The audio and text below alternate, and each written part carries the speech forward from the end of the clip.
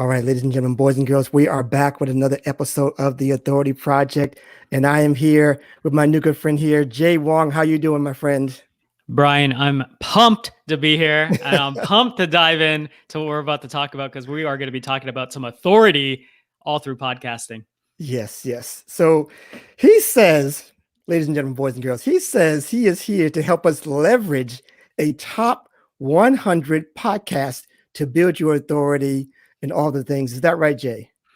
Let's do it because we do have a process around this, and we see tons of our clients being able to do it, and it's a good time. As you know, it's a good time to get going with this. All right. Well, we shall see. We shall see on this current episode of the Authority Project.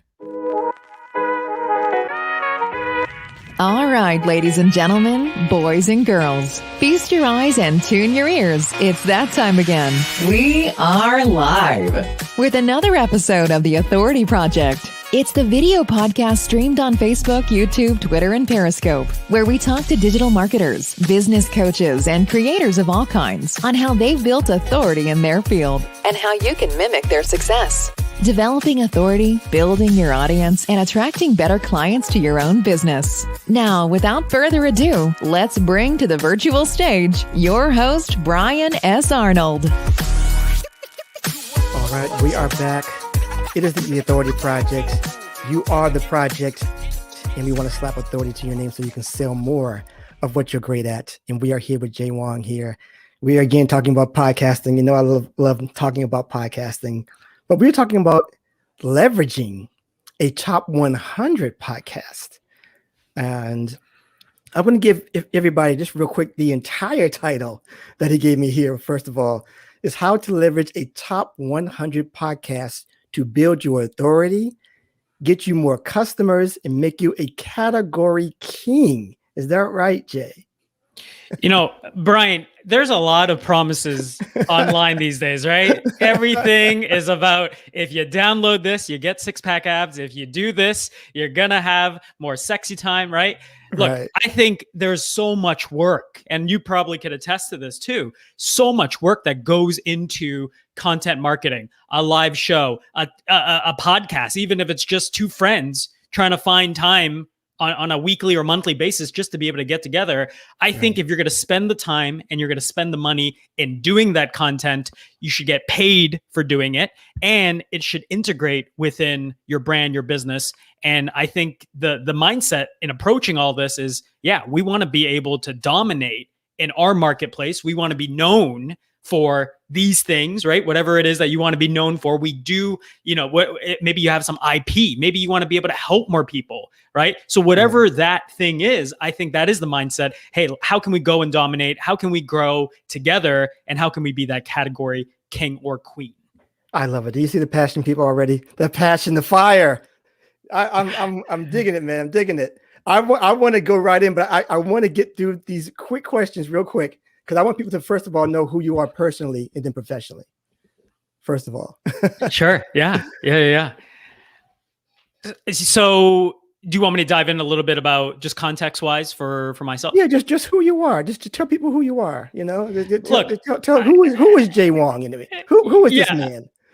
Brian, I love this question because on the surface, like first things that pops in my mind, I'm like, I'm a Canadian, I'm an Asian, I'm a normal guy, I'm left-handed, so maybe it makes me a little more rare. I don't know, right? I grew up in the U.S. and growing up in the U.S., people thought being from Canada was really cool, and they gave me the nickname the Canadian. Right? Oh wow! Okay, that's new for me. That's new. So I mean, look, I'm just a normal guy that figured out a few things with podcasting. I'm a student of the game. I'm in it for mastery. But above all, I'm just a person figuring out, their own brand, their own momentum, in life. I believe I'm the creator of my own reality, and and podcasting has just been, it's just been such a gift. I always say Brian, that if we strip away all the ROI side of it, we strip away all the marketing of it, and podcasting was just, hey, let's just jam together, let's just collaborate, let's talk about, let's do some Q&A, let's be able to serve together, right? I still think it's like the biggest life hack if we took all the ROI, all the marketing out of it. Right now, if we can add in some ROI, right, and we can add in some monetization to it, I think I think that's really that happy medium. I started with in podcasting about 6 years ago now, and I knew nothing about making any offers. I had no email lists. I was just starting out, had to move back in with my parents. A pretty similar story to, I think, how a lot of people start out, where they feel like they have something that they want to be able to share. They have something that they want to be able to give. They don't even know exactly what it is, how to properly even put words to it. Right. I remember one of my first coaches, they said, hey, you got to put an offer out to the marketplace. Right. And I said, hey, that sounds amazing. I don't even know what the offer is though. Right. I don't know exactly who it is I want to be able to serve. I don't know exactly how I can help them.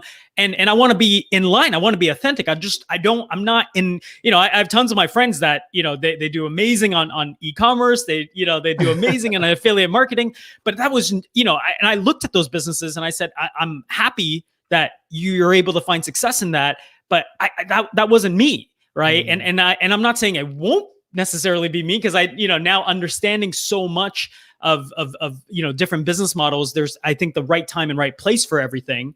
But, I was just a person that was trying to figure it out, right? Just starting off, and I didn't know anything about podcasting, and the more content I published, the more things I started putting out there, the more, awesome individuals I started to connect with, and one thing led to another. And, now I'm very humbled and I'm honored that we have this agency called Podcast Your Brand, and we get a chance to partner with, some of the biggest companies in the world, thought leaders in the world. And, these are individuals that they believe that not only their content has some weight to it, but they believe that they have a product or service that is able to change other people. Right. Yeah. And we get a chance to help them, put all that together for their business. And it's been a crazy journey, and, it's always, an evolving one. And that just kind of brings us all the way here to the Authority Project. Yeah. Brian, yourself. I like the passion I steal from this whole thing in your journey, because I think we talked about this on my last podcast about there are so many things to try. There's so many things that you can try with this thought leadership thing, where you can be an author, make $100,000 being an author, or being a product creator, a course creator, YouTube, do so many YouTube creator. There's so many different things. Do Instagram, do this. Why podcasting for you? What hit for you with podcasting? Brian, a couple things, right? First of all, and this is such a good question, because like deep inside, I think for some of your business owners and solopreneurs and people that are looking to build authority, they're saying, they're seeing the same thing, right? Oh, TikTok is doing this, so I got to be on TikTok, right? Oh, now Clubhouse. Oh, I got to spend some time. I got to spend 24 hours on Clubhouse. Okay, so that's part of the agenda now. Right. And I think that what ends up happening is that people jump from medium to medium to medium. And it's kind of like the analogy of the broken bridges, right? Someone sells you on Pinterest being the next big thing. You go all in on Pinterest for the next 30, 60 days, but you never stay with a medium long enough to be able to kind of complete that bridge to the other side, right? Yeah. And so for me, I did try all sorts of things in the beginning, right? I think it's good to try all sorts of things, because you're learning about what it is that you like, what it is that you don't like. I tried blogging. We tried videos. We tried Instagram was so different 6 years ago than it is now, right? But I tried all sorts. I did free speaking, did paid speaking, tried info product, tried affiliate, right? Like every other thing, just try it. And, podcasting was like one of the last like iterations of it. And, for me, it was a couple things. Podcasting, I think one, it's like the big, once you have a platform, it gives you, I'm not saying, everybody's going to say yes to being on your show, but it gives you a bit of leverage to saying, hey, how can I partner with people, right? If someone who wrote an amazing book, how can I celebrate them and help them sell more copies of their book, right? If I took your course, Brian, and you made a big impact in my business and the way I think, how can I highlight you and your work? Right. So it created partnerships. That's number one. Number two, there's a certain intimacy with voice that I think it's very difficult to replicate that across all sorts of social media channels. Right. And not to say that you can't have an emotional video, not to say that you can't have an emotional TikTok or Instagram that moves someone and it goes viral or what have you. But I think podcasting humanizes the person. It humanizes the brand because it's kind of made for the long form, right? It's made for me and you to stumble along the way. It's made for, someone to walk through the door. Especially we're live, they're half naked, right? It's kind of made for mistakes to be made, So, I think that's what I loved about it right off the bat, is because in a world where content's ever abundant, right? And there's a bazillion guides on how to be able to do A or how to be able to do X and, all sorts of masterclasses and webinars. I think podcasts gives the thought leader or whoever's looking to build authority, whether it's a business or a brand, it gives them a voice in the marketplace, right? And when we get really deep into the marketing, for us, it's thinking about how do we put a voice behind the marketing engine? Right? How do we put a voice behind what you stand for? All these companies spend a lot of money putting together core values, putting it together, manifesto. Here's what we stand for. Here's our mission, right? But what about putting a voice behind that, right? What about putting some energy behind that, right? There's all sorts of things that attracted me to podcasting. And it's just obviously opened up so many doors that, I just thought it was an absolute no-brainer. But to your point, it doesn't mean that everybody listening to this should go and start their own podcasts, right? I think you have to genuinely like audio. You know what I mean? You have to genuinely like the long-form conversation. You know what I mean? You have to like the back and forth a little bit. And to me, I just, that's kind of like the arena that I like live and breathe in. And I just absolutely love that. And so, those are all the, some of the first, inklings and reasons why I kind of leaned harder on podcasts in the beginning. Love it. I love it. So let's dive in because that's just all great stuff right there, Jay. Let's dive in now. So what is it? Let's try this. What is it about leveraging a top 100 podcast? Let's just take that first. How do you define, first of all, what a top 100 podcast is? Sure. Yeah.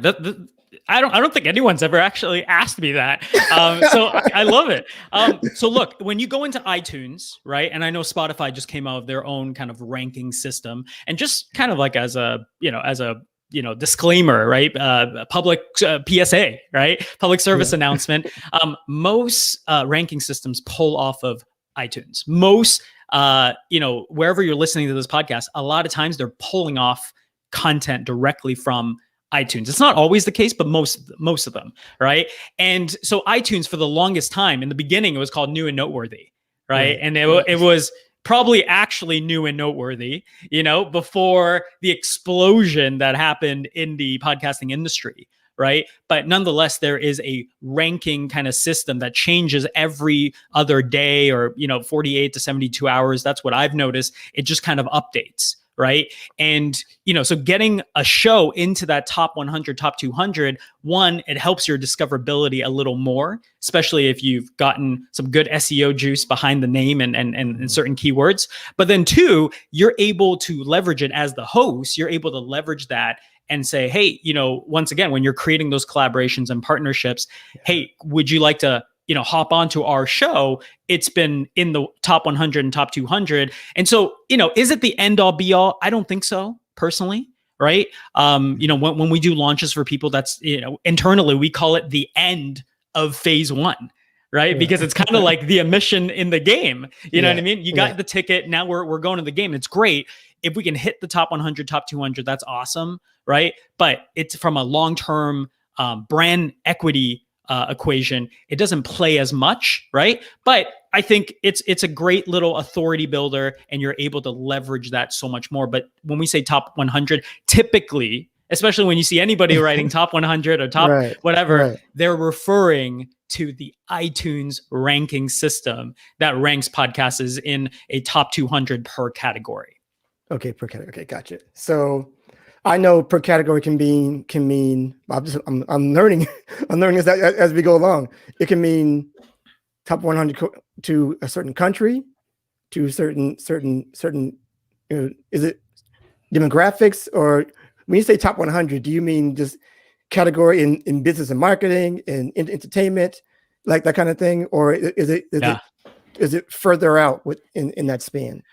Yeah, I mean, the top 100 aspect of it, I mean, you're allowed to pick three categories, like three categories that your podcast could be like found under, right? I would say a lot of weight goes into that first and second one, so whenever we're ranking a show, obviously, if we're doing a fitness brand, we want to get them into the health and fitness category, right? If we're doing, this morning, we just launched a self-improvement brand.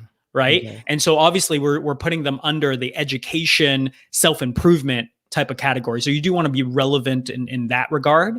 Brian, I imagine for yours it's the business entrepreneurship ones that you want to be found, maybe even careers. Right. When we typically rank the show now, it's you can go subcategories, but I find it's like the most bang for your buck anyways, right? Is if you can get it in the main category. And so the good thing about iTunes, as opposed to, let's say like an Amazon, right? I know in Amazon, there's many, categories, but then there's also many subcategories of the categories, right? In iTunes, like it seems like there might be a lot, but like, honestly, I was looking at it this morning and it's like, it's really not that many.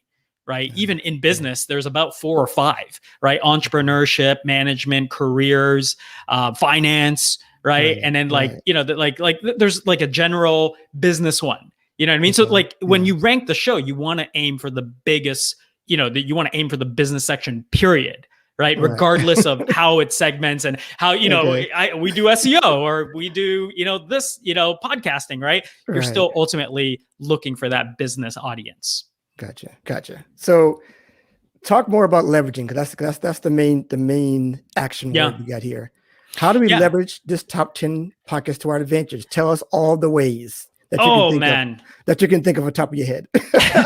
So Brian, and I feel like the listeners would love this as well. One of the things that we preach, and there's a video on YouTube, you could link to my channel or you could find it, I'm sure. But we talk about this, we call it the triangle effect, right? And here's the truth, if you just did a podcast, AKA if you just did a live show or you just put out content into the interwebs or online, and you're saying, hey, I put it out, where's the dollars? Right? Why is my bank account, not like, why it's not working? Is content marketing not working? And the reason I say that, like a little bit tongue in cheek, that's what I did. Like I made that assumption. Right. And I said, hey, we're interviewing the best of the best in it was a self-help category. Right. So we're interviewing, the Grant Cardones of the world, the Patrick Bet-Davids, the Bob Proctors, we had a few billionaires on, Naveen Jain. Right. And it's like, look, we had these amazing content, I wouldn't say it's like world-class content, but these are world-class individuals. Right. And it's like, how come, is content marketing not working if I'm not seeing like the monetization side of it, right? Yes. So a lot of people get trapped in this, and it's because they don't understand the front end versus back end of it, right? And so the front end versus back end, really quick, it's kind of like, Brian, are you a big car guy by chance? I can be at times. Okay. Yeah. Okay. It really quick, just off the top of your mind, no judgment whatsoever. If I said dream car, what would be the color of the dream car? It maybe black, or probably black. Most likely, Alfa Romeo. Alfa Romeo for sure. Alfa Romeo, Yeah. black, right? Yeah. Okay, so let's run with that. So Yeah. everybody close your eyes. Just picture a black Alfa Romeo. I don't know, 2021. Brian, do you have like a certain motto in mind? I can't think of it right now, but yeah, Okay. it's yeah. It's Sporty. Yeah. it's sporty. It's looking Right. good. We all know Yeah. what type of car this looks like, right? Right, Hey, right, I'm right. with you, man. My partner is Italian, so you say Alfa Romeo, she's like, she's with you, right? So Yeah. here's the name of the game. Everything that you could see about this car, right? The color, the rims, the shape of the vehicle, the trunk, maybe in the back it has what's it called, like the spoiler, right? Right. Here's the rule: if you could see it with your eyes, that's the front end of the car.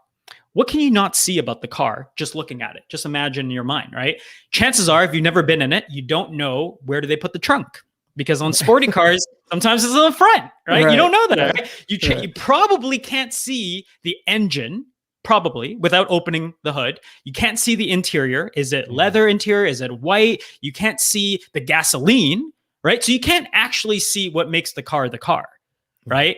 So if you can't see it with your eyes, you have to get into the vehicle, right? That's called the back end of the car, right? And so you have to have the understanding of this front end and back end. Content lives on the front end. Not to say that you can't monetize a speaking engagement, because technically I could see it with my eyes. I could see you with my eyes, right? Like it's a front end thing. But unless your whole business is around that, I could see your content. I could see the podcast. I could see the video show. I could see your website. I could see the Instagram. It lives on the front end. Right? Money lives on the back end, right? Money is your coaching services. Money is the consulting. Money is the services. It's the membership. It's the e-com, right? It's the affiliate on the back end. So does that make sense, Brian? Oh, yeah. But high level, right? You're right on. You're right on. So you need the front end and the back end. It took me it's kind of embarrassing, to be honest. It took me more than a year to really be able to drill that in myself. And it took a friend literally sitting me down and breaking, like literally drawing it on a napkin for me. And the reason most podcasters are broke is because they focus all their energy on the front end things, right? And they don't focus their energy on the back end things, on how to be able to create the right offer for your audience, as an example, right? And so going back to this triangle. Say that one more time, because I want to emphasize that again. Say it one more time again. Most podcasters broke because they spend all this time optimizing the front end of a show. I want to figure out the best logo. I want to figure out the best background. I want to figure out the best end card. I want to figure out the best sound design, fill in whatever, right? And they don't spend enough time figuring out the triangle effect, but figuring out really the offer for your audience. Right. And figuring out how to be able to take the momentum that they create on the front end and leverage it in an actual business.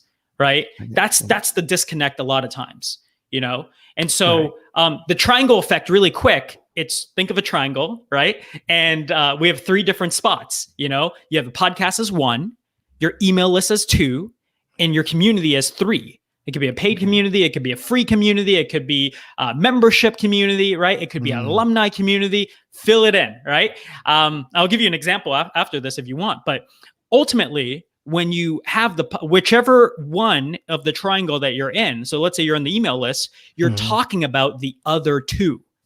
Does that make sense, right? Yep. So email list, hey, you heard the latest episode of the podcast. Hey, have you checked out the conversation that's happening in our community? Right. And on the podcast, you're pointing to the other 2. Hey, go here to download this to get on our. You might not say it in the same way, but you're pushing a lot of times to an opt-in, right? Could be a masterclass, a webinar, a PDF, an ebook, whatever it is, right? And hey, have you joined our membership? Have you joined our community? Have you joined where you can meet other listeners of the show, right? You don't necessarily need to have all 3, but I have found, my personal experience, as well as our clients' experience, is that if you have 2 out of the 3, it typically works really well from a greater monetization leverage standpoint, right? I would say at basic, you got to have the podcast and you got to have the email lists, right? And in between those, that's where you sprinkle in the offers. Right. We draw out the triangle, and in the middle of the triangle is like your offer, your services, how you can make a difference for people. Right. And so going back to your question, it's like, how do you leverage a podcast? It's like, well, one, do you have that fundamentally, do you have that understanding in your business? And two, what is the offer? What is the service? Yeah. Right? Because now we want to be able to leverage the show to be able to help you get more customers, right? Because we know you could leverage the show in many different ways. You could hop onto other people's show, kind of like what I'm doing right now, Yeah. right? And being able to and leverage your audience and bring people back to my show, or bring people to my email list, or bring people back into my world. Maybe they opt into nothing. That's okay too, right? Because it's not always about, when you're doing the content marketing game, not everything is going to work all the time.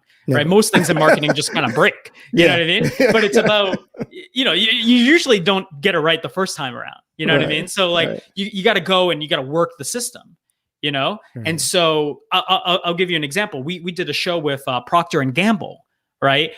For their alumni network. Okay. So their alumni network, that's the community, right? They had a previous email list and they wanted to add a podcast. Right. So they pretty much had we helped them launch the podcast. It hit top 164 in the business category. Nice. Right. Yeah. And they want to drive people into their paid alumni network group.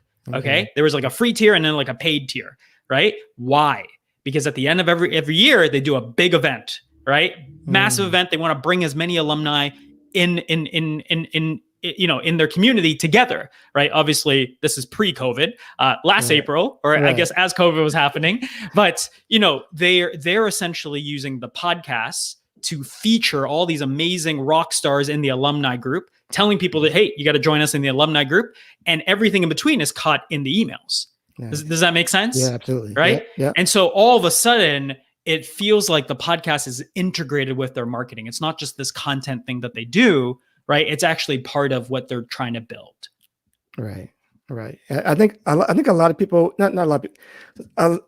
I know people like JLD and Pat Flynn do this like nonstop. Exactly. Hop on their email list, right? Right. And see how many offers you get in a month. See how many requests you get to hop on this or hop on that, or this is ending, right? Yeah. And so it is about mastering not just the podcast, but also mastering email, because, to your point, it's kind of like you could be on all sorts of these different channels, TikTok, Instagram, Clubhouse, right? If one thing changes in their algorithm, you own zero of the raw data, right? And so, when we've seen this, we've worked with influencers with a couple million, right, of influencer or of Instagram followers or YouTube subscribers. You still, at the end of the day, want to be able to build that email list so that you could remarket, resell, readjust, pivot, whatever you want to call it. You can still have that audience with you, and you'll be shocked. You'll be shocked at how much money you will make over your lifetime, even the brand lifetime, because going back to all those things that we talked about, the people humanized. Right, you got humanized through the podcast, and so people stay listening as long as you could create those topics that is of interest for them. Awesome stuff. Okay. So, quick question. This is a really quick question. Can one leverage this to the point where they're not quite top 100? Because I know people might be thinking like, "Hey, top 100. Can you do it if you're not there yet?" Yeah. I mean, I think the sooner you start an email list and the sooner you have a community, the better. Right.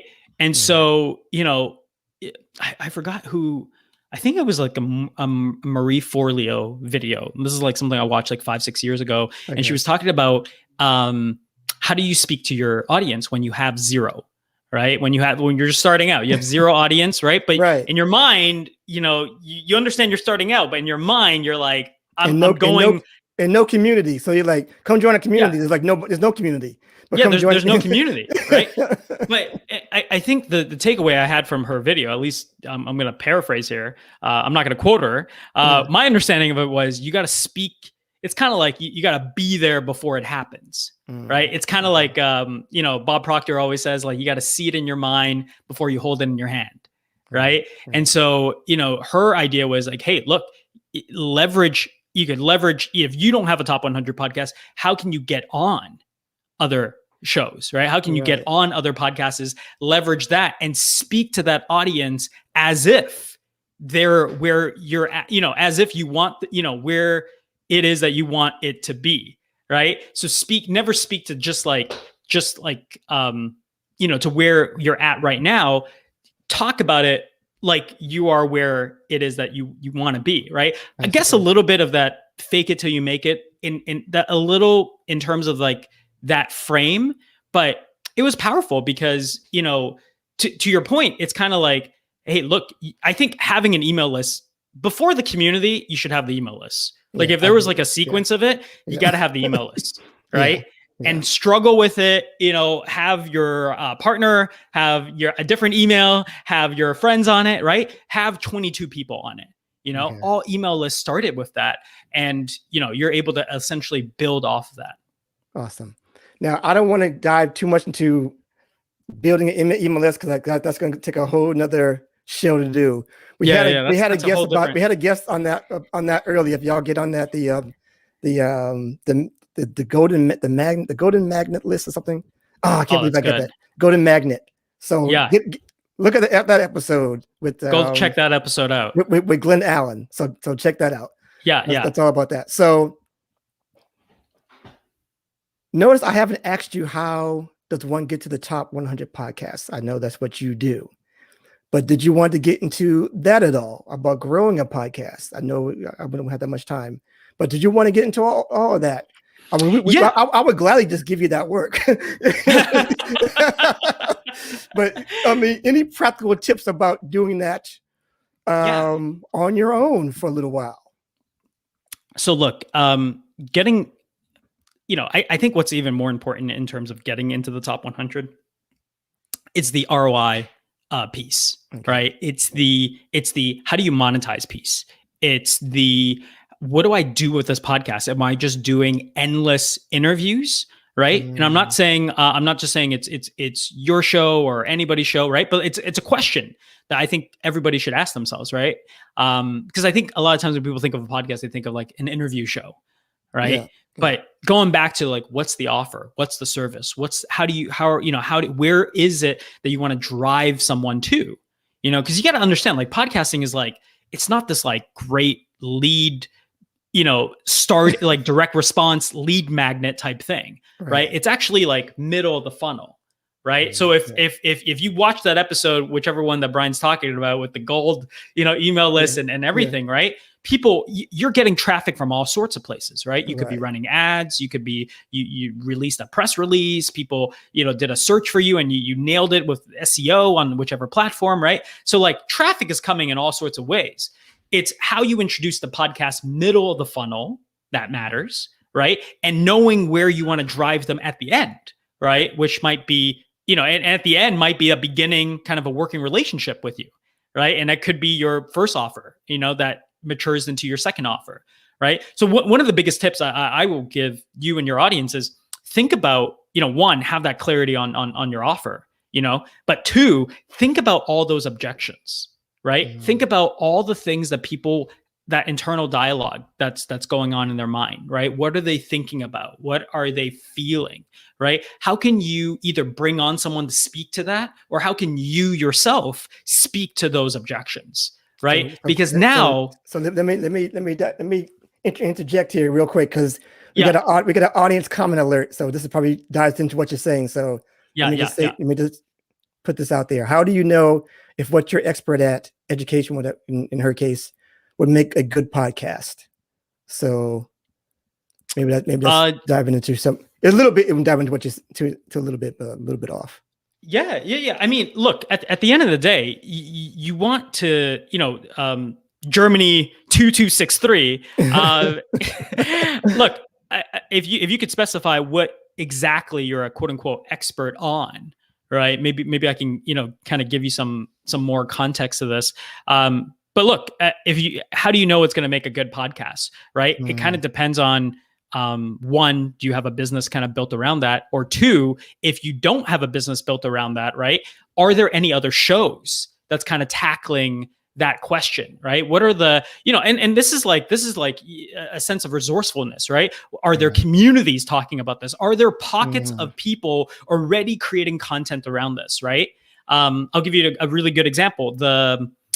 finances seem to be on fire literally these days, right? But FIRE is an acronym for some people that want to like retire early. It's like financial independence for people that want to retire early. It's like a whole movement, right? So FIRE, if you look it up, it's like I want to make sure I get it right, just so you know what I mean. Not FIRE as in the festival. That didn't happen, God, no. Right?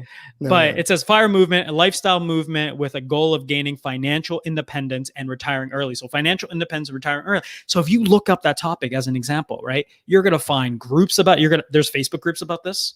There are podcasts about financial independence, right? There are so many people that talk about it on YouTube, right? So many people talking about on Instagram. So like, without even asking, hey, is this going to be a great topic? Right? That people are hungry. There's a segment of people that are hungry for that.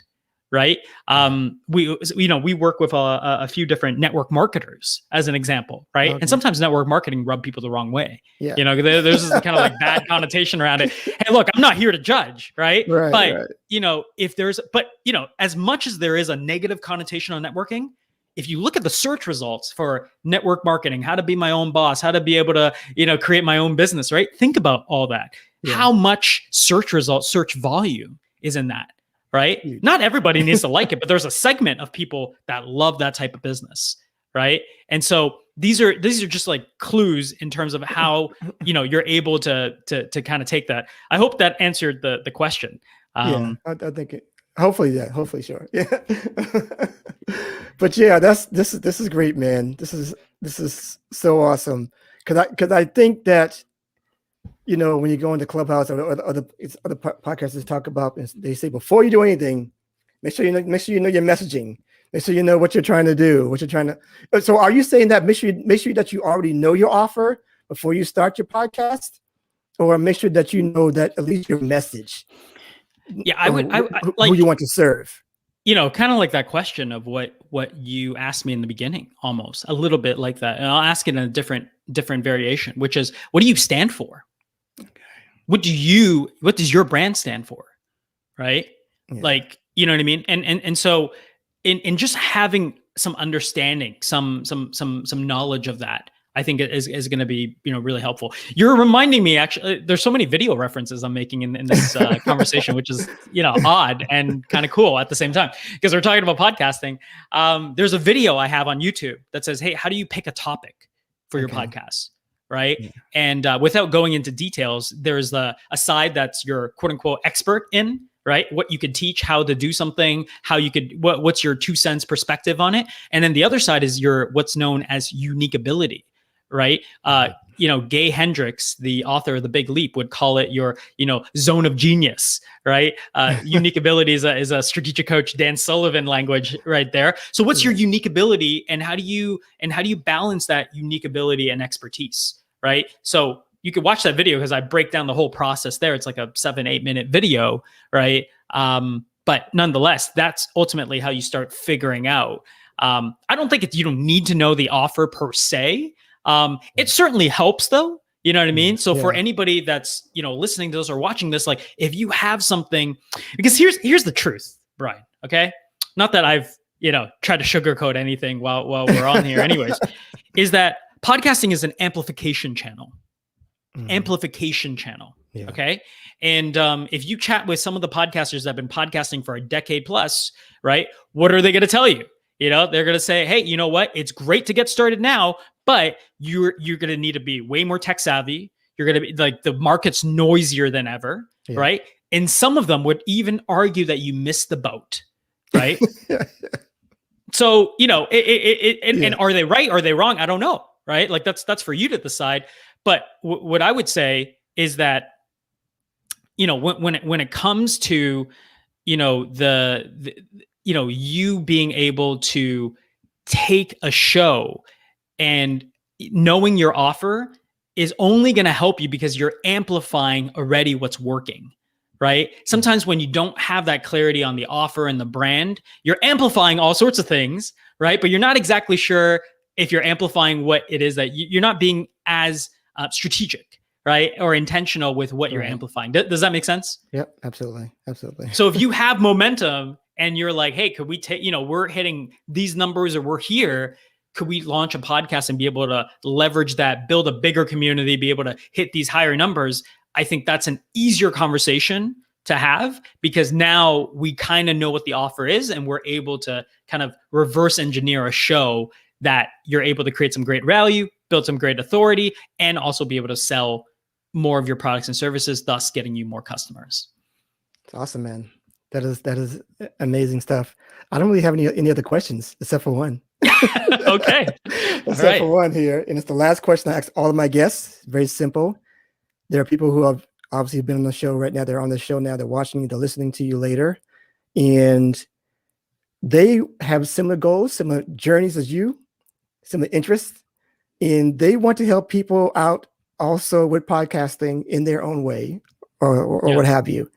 Can you tell them in your own words, and I'll put you front and center, how they can become an authority in this space? So to become authority in the podcasting space, that's really the question, right? Right. So look, how do you become an authority on any topic?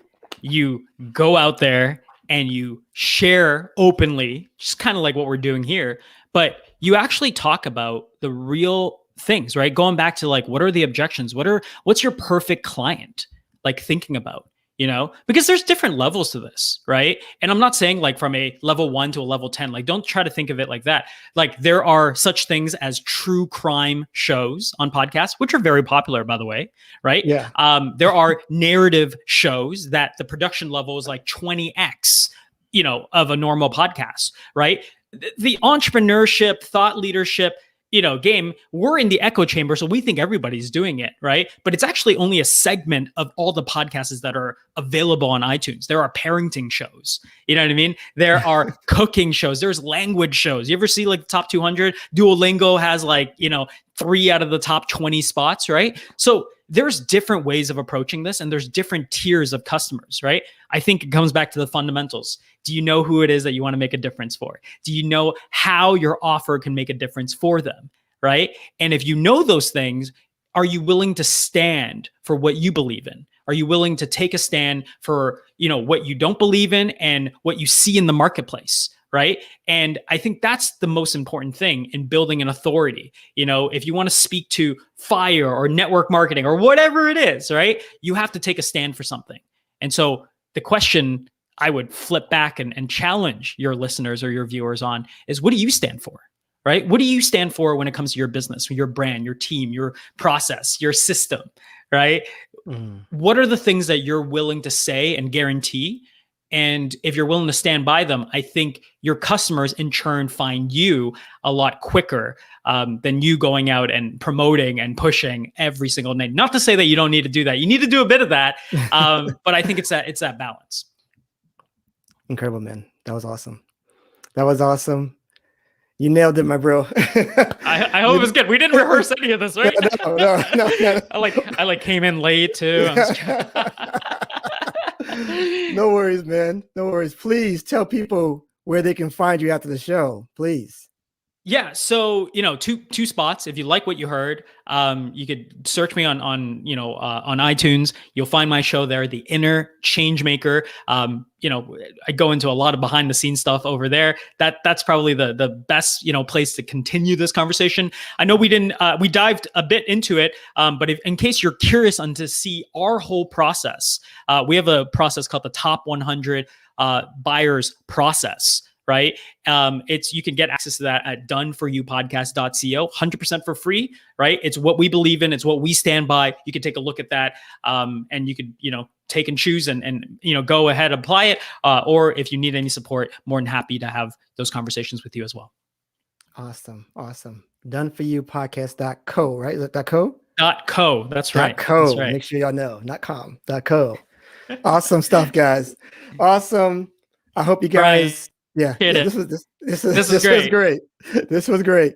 So I will hopefully get a hold of you later, maybe on Clubhouse, probably on some place of that nature. Yeah. But this has been awesome. everybody, please go to this guy. I don't know, connect with him. I don't know where he's everywhere. Just connect with him. LinkedIn, Clubhouse, guys, I don't know. Google, right? Yeah, like platform of choice, type in Jay Wong. Like, it's not that hard, right? Like, right. So get a hold of this guy and connect with him. I think it's important for people who are really want to get and do their podcast the right way, because it can take a year, or it could take less if you talk to guys like this who have been through the journey already. All right, it's not hard. It's not hard. It's simple, but it's not easy, as they say. So everybody, I would just do my little spiel like I normally do here and there. Go to theauthorityletter.com and get on that list. I have a 3-part video series out there telling you simply and plainly how to build your authority, or build your authority platform, should I say. And we have a lot of fun there. And I'm trying to build the best community possible there with transparency and real talk newsletters there. Not the best landing page yet, but we're working on it. We're working right now. You got like you're already applying all the things that we are just talking about, right? Email lists is there, right? Real talk letters. I love it. I'm learning on the spot and apply. There you go. That's the way it's done, Jay. That's the way it's done. So that is all, guys. I appreciate you. I know this is went a little bit longer, but hope you have fun here with Jay, and I hope you connect with him after the show, because I think it's definitely worth it. All right, take care. Remember, everybody, build it, share it, and they will come. And we're out of here. Peace, everybody. See ya.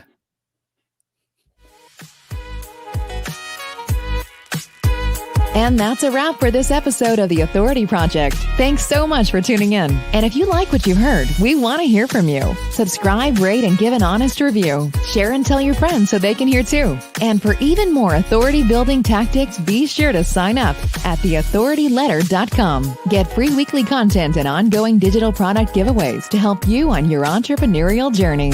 We certainly hope you got a key takeaway, or maybe an aha moment from today's broadcast. Just remember, it's your authority. Build it, share it, and they will come. Until next time.